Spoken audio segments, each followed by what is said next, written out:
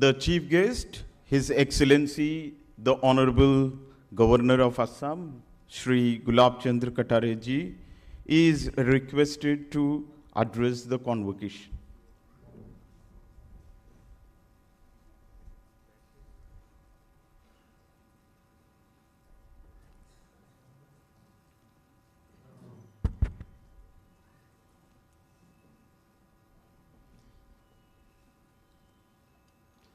माँ सरस्वती को वंदन।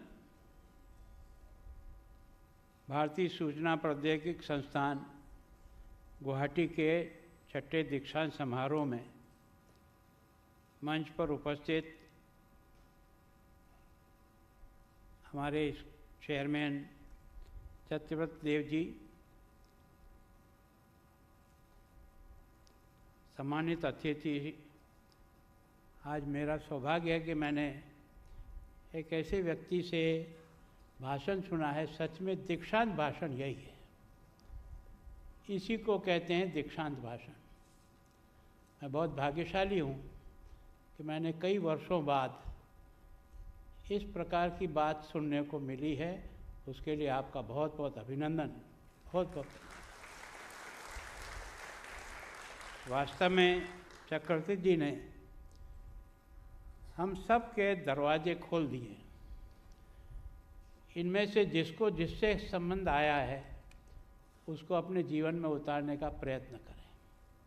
अगर हम वास्तव में, मैं सोचता हूँ कि दीक्षांत भाषण किसे कहते हैं। चक्रवर्ती जी, मैंने बहुत वर्षों बाद, बहुत भाग्यशाली हूँ, मैंने आज आपको सुना है।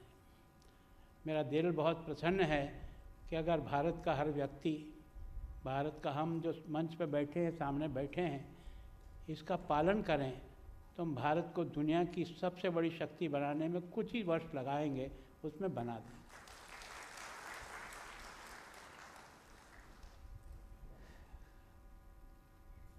संस्थान के निदेशक प्रोफेसर शरद कुमार जी, रजिस्ट्रार उत्तम चंद जी, वास्तव में उपस्थित सभी विद्वज्जन, अतिथिगण, सभी संकाय के सदस्यगण, सभी अभिभावकगण और सभी प्यारे विद्यार्थी भाइयों बहनों, सभी इस संस्थान के कर्मचारी बंधुओं, मीडिया के सभी भाइयों, देवियों और सज्जन, वास्तव में आज मुझे कुछ बोलने की इच्छा नहीं रही। मैंने अपने आप को ही समझने की कोशिश की। आप बोल रहे थे, मेरे अंदर के तार हिल रहे थे कि वास्तव में देश का क्या सौभाग्य हो, इसी प्रकार का सोच लेकर अगर हम अपने जीवन का उपयोग करना शुरू करें तब हम देश की सही सेवा कर सकते हैं। बहुत बहुत धन्यवाद आपका। पर इस अवसर पर मैं सबसे ज़्यादा बधाई देता हूँ उन विद्यार्थी भाई बहनों को जिन्होंने अपने जीवन के परिश्रम से, लगन से, और जो कुछ परिवार से सीखा और जो कुछ गुरुजनों से सीखा, उसको आपने इस ऊंचाई तक ले जाने का प्रयास किया। आज आपको जो उपाधियां वितरण की जा रही है उसके लिए मेरी ओर से आपको बहुत बहुत शुभकामना। मैं आपके साथ शुभकामना देता हूं परिवारजनों को, क्योंकि मैं और आप भी आज जिस स्थान पर पहुंचे हैं ये सब उन परिवारजनों का आशीर्वाद था। मैं सोचता हूं कि हमें बनाने में उन्होंने किस प्रकार के सपने देखे होंगे, किस प्रकार से अपने जीवन को कठिनाइयों में डाल करके भी आपको इस ऊंचाई तक पहुंचाने का सपना संजोकर इस यात्रा को आगे बढ़ाई है। तो सच में आज उन अभिभावकों का भी अभिनंदन करता हूं जिनके बच्चे आज विभिन्न प्रकार की उपाधियां प्राप्त कर रहे हैं। आपको भी बहुत बहुत बधाई। और इसमें सबसे प्रमुख बधाई है इन सब शिक्षक साथियों की।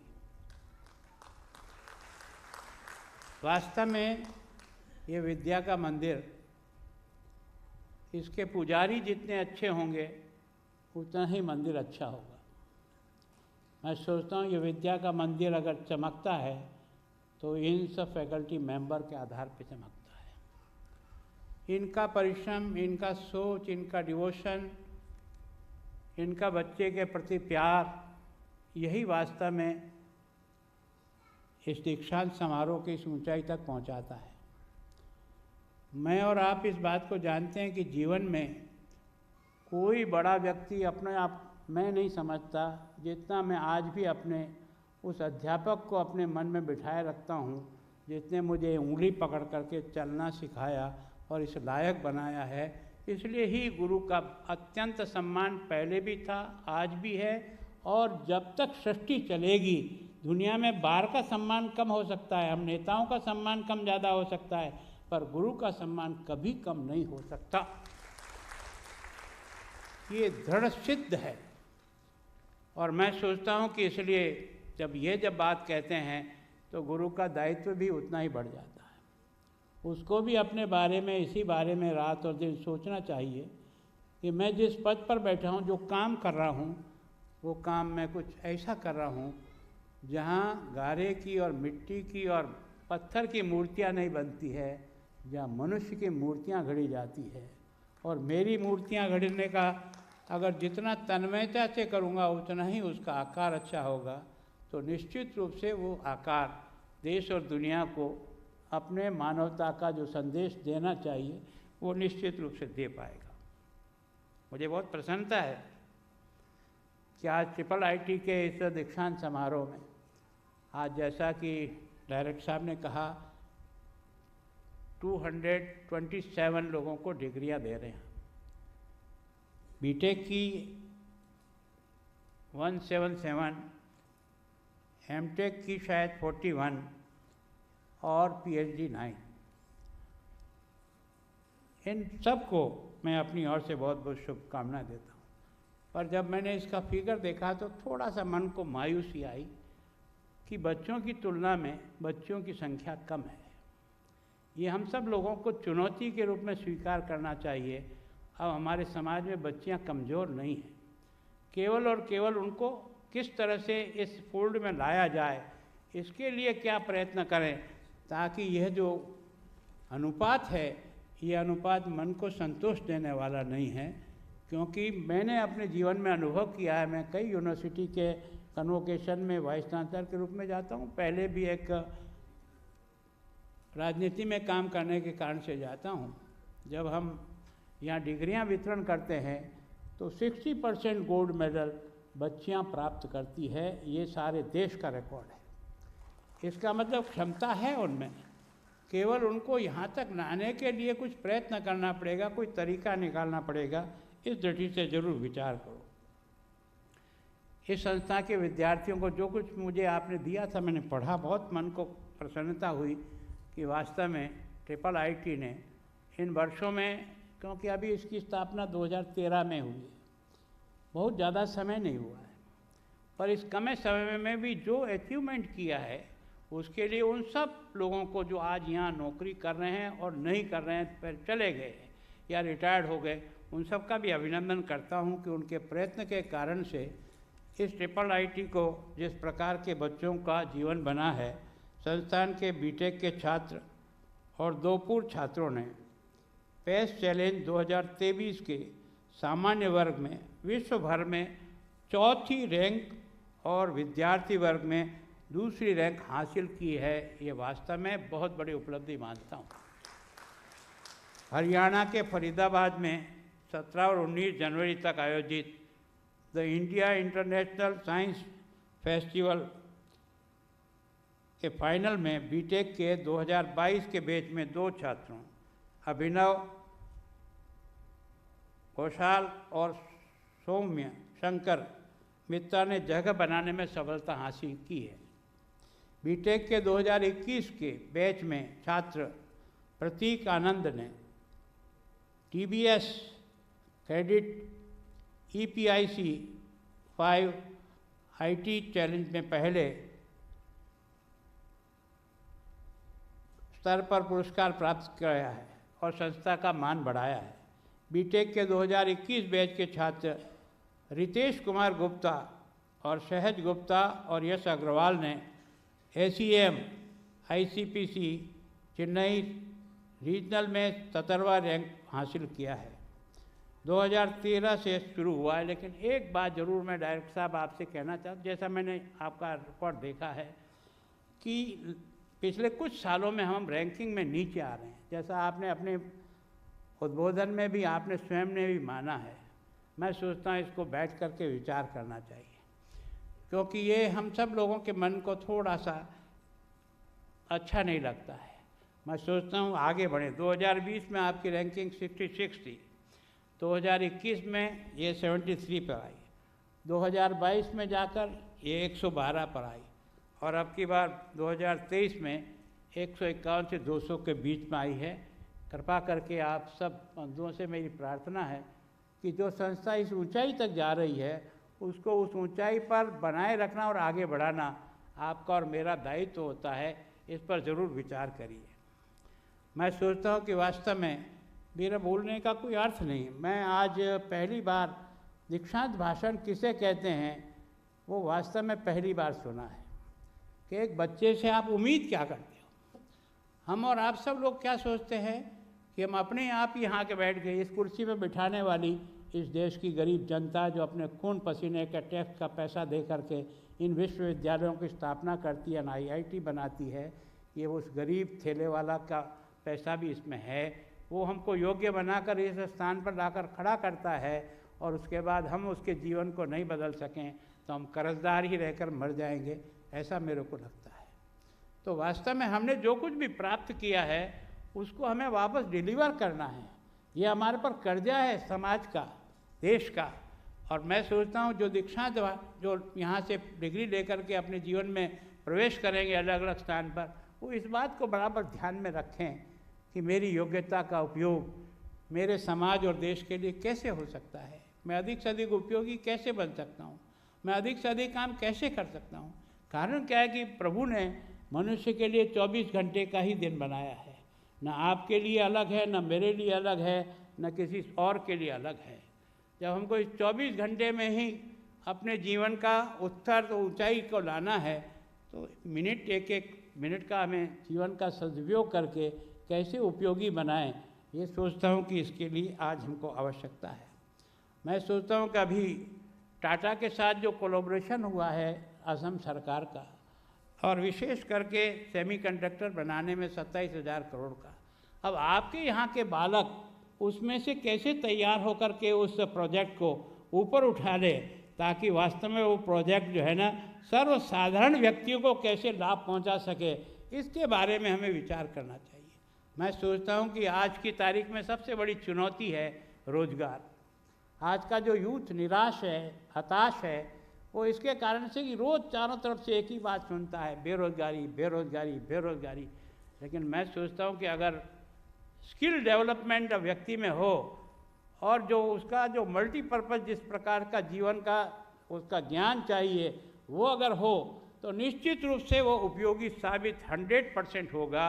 और सामान्यतः मैं सोचता हूँ कि हम लोग नौकरी ढूंढने वाले नहीं, आज देश को नौकरी देने वाले लोगों की आवश्यकता है, ऐसे बालकों की आवश्यकता है। और जब देश के प्रधानमंत्री बार बार कहते हैं कि हम दुनिया की अर्थशक्ति में अपना स्थान बना रहे हैं, हम 11वें पायदान से 5वें पायदान पे आ गए, इसी साल शायद अंत तक हम जाकर 3रे पायदान को भी छू लेंगे।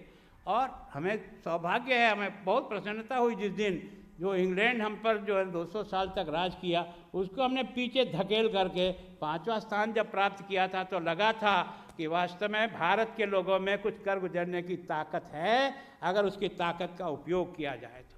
अब लगता है हम तीसरी शक्ति बनने जा रहे हैं अर्थ की दृष्टि से। और 2047 के बारे में जब प्रधानमंत्री जी कहते हैं कि हम दुनिया के नंबर 1 पहचान बना लेंगे, तो मैं सोचता हूँ 2047 की इंतजार क्यों, हम जिंदे रहे तभी तक आप लोग बनाने का प्रयास करो ना। ये बनाना तो आपको ही है, कल का भारत आप ही हो। कल क्या होगा, जो आप जैसा करोगे वैसा होगा। मैं सोचता हूँ कि इसको इसी रूप में लेकर के हमको प्रयत्न करना शुरू करना चाहिए ताकि हम अपने इस काम को आगे बढ़ा सकें। और मैं सोचता हूँ कि वास्तव में आप लोगों के परिश्रम से बहुत कुछ प्राप्त किया है। आगे और प्राप्त हो, इसके लिए इन सारे बच्चों का भी उपयोग कैसे हो, और ये जहाँ भी जाएं, जहाँ भी रहें, इनका कोई हिसाब किताब हमारे पास चाहिए कि ये बच्चा क्या कर रहा है, कहाँ है। अगर उसको समय समय पर आप इस संस्था के साथ जोड़ने का कोई विशेष प्रयोजन करें तो निश्चित रूप से मैं सोचता हूँ काफ़ी अच्छा बना। इस संस्थान की रिपोर्ट का अवलोकन करने के बाद ये जानकर प्रसन्नता हुई कि भारत में सूचना और प्रौद्योगिकी संस्थान Guwahati IIT Bhilai innovation and technology foundation के साथ मिलकर कई अनुसंधान और शोध कार्य कर रही है। इसकी बहुत प्रसन्नता है। इसमें कुछ परियोजनाएं निम्नलिखित हैं। ब्लॉकचेन संयुक्त बाजार में पूर्वोत्तर में किसानों और कारीगरों को सशक्तिकरण करने का काम आप कर रहे हैं, जो वास्तव में बहुत ही सराहनीय है। एनिक फाइनेंस पूर्वोत्तर क्षेत्र में सशक्तिकरण के लिए परस्पर लेन देन का उपयोग। नागा कनेक्ट पूर्वोत्तर भारत में स्वदेशी औषधि। मैं सोचता हूँ कि आसाम में प्रकृति ने बहुत संपत्ति दी है। अगर हम केवल और केवल, मैं सोचता हूँ कि यह जो औषधि है और इसकी जो रसायनशाला है और इनके ये तो पेड़ों पर होने वाली चीज़ों का उपयोग अगर हम मेडिसिन के रूप में, मैं सोचता हूँ ये सारी दुनिया की आवश्यकता की पूर्ति करने की क्षमता यहाँ प्रकृति ने हमें दे रखी है। हमारा बच्चा उसे पहचाने और आगे बढ़ाने का। मैं सोचता हूँ कि हमारे इस क्षेत्र में जो जनजातियाँ रहती है उनके अंदर कई प्रकार की क्षमताएं और योग्यताएं हैं, उनके कई रीति रिवाज हैं, उनके कई तौर तरीके हैं। उनका कैसे हम अधिक से अधिक उपयोग करके उनको देश और समाज के लिए कैसे अधिक उपयोगी बना सकते हैं, इसके लिए हमें प्रयत्न करना चाहिए। मुझे बताया कि मिजोरम के अंदर आपने कोई स्मार्ट पार्किंग का भी कोई प्रोजेक्ट ले रखा है, तो वास्तव में ये जो प्रोजेक्ट आपने विभिन्न प्रकार के लिए हैं, इनमें और कुछ लेने का प्रयत्न है। व्यक्तिगत रूप से मैं समझता हूँ कि परियोजनाएं पूर्वोत्तर क्षेत्र के विकास को बढ़ावा देगी और ये प्रशंसनीय है कि IIIT गुवाहाटी, असम और अन्य पूर्वोत्तर राज्यों में सामाजिक और आर्थिक और समस्याओं का समाधान करने में पहल कर रही है। मुझे विश्वास है कि ऐसे पहलों क्षेत्र का समग्रतापूर्वक विकास होगा और यह संस्था विकसित पूर्वोत्तर और विकसित भारत के नेतृत्व करने में सक्षम होगी। ऐसी मेरी शुभकामना आप सबको है। मैं एक बार फिर उन सब मेरे भैया बहनों को जो आज यहाँ से दीक्षांत में अपने उपाधियाँ लेकर के जा रहे हैं, उनको बहुत बहुत बधाई। और उनसे एक ही बात कहता हूँ कि आज का जो भाषण अगर ठीक प्रकार से रिकॉर्ड हुआ हो तो एक एक कॉपी इन बच्चों को दे दें। जब भी इनको समय मिले, फुर्सत पे उसको सुने एकांत में बैठ करके, तो इनको समझ में आएगा कि हम इस धरती पर आए क्यों है, हमें करना क्या है और जाना कहाँ है, इसका हिसाब लग जाएगा। धन्यवाद। जय भारत।